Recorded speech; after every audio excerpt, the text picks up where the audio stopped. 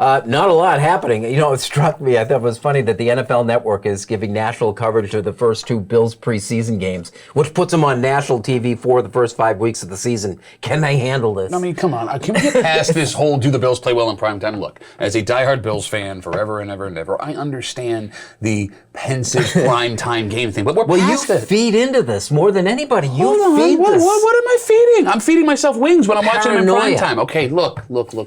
You're the most paranoid fan of the Bills that I know right now, with them being so good. There are things I'm still paranoid about, and I feel like you calling me paranoid is jinxing them, so I'd appreciate you stopping that. Everything we say against the Bills is jinxing them for crying And out for loud. the Bills. But, no, I mean, look, Josh Allen, if anybody plays well in primetime in the NFL, Josh Allen's one of the best primetime performers of all time. I mean, even in a loss against Kansas City in that playoff game, he had arguably one of the greatest games in playoff history a week after he had the greatest game in NFL playoff history, right? Like, I can't think of a game, even in that loss to Houston, where he has not performed out of his mind in a primetime setting after year one. That was all before he exposed his golf game, though. Well, also before, if you go back and look at that Tampa Bay game with him and Brady was amazing as well. So he does perform well in primetime, which is interesting. And isn't this what you want? Like, this is what you've been waiting for. A primetime team going in Buffalo, playing another quote-unquote primetime team. This is what you've been waiting for. I wanted to ask Duffy, though. I heard this comment from your head coach about your offense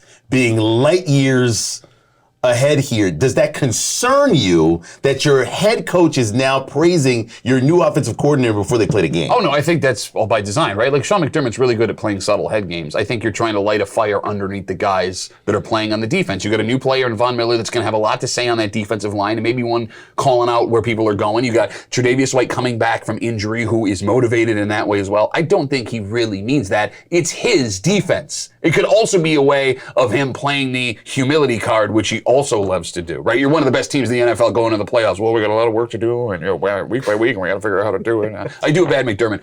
But no, that doesn't concern me, Tariq. Come on. Light years ahead. I mean, this team was in a championship game 2 years ago. And it's the defense that kept them out of the AFC championship. Oh, here we go. I'm just saying, man. Here we go. He praises the defense and slaps the defense. No. I love this defense. But let's be real. Josh Allen wasn't the reason they didn't play in the Super Bowl the year before, and they didn't make the AFC championship last year, right? The offense was the offense. Holy cow. But he advocated for him. Do you want to spend a minute talking about one of your favorite guys is Ryan Fitzpatrick getting a TV gig on Amazon? I'll spend an hour talking about it. You know I love Fitzy. Here's my concern.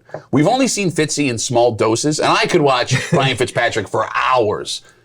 Are the 10-second clips that he does going to translate to him doing legitimate analysis for an entire NFL football game, right? Because he is a little bit dry and sarcastic, which makes him brilliant. But like we saw when Dennis Miller did Monday Night Football, dry and sarcastic doesn't work well for a 3.5-hour football game. I'm looking forward to it just for the fact that Drew Brees was not good at it, and the fact that perhaps he has a personality that relates to the audience in which this is going to be a broadcast to. So I'm looking for it. I'd like to try all the quarterbacks, for crying out loud. Let's see who actually makes this roster. He certainly brings different things to it, though, because there's a combination of things like I see him shirtless in the crowd in Buffalo, Harvard education, and a long, productive, gunslinger career.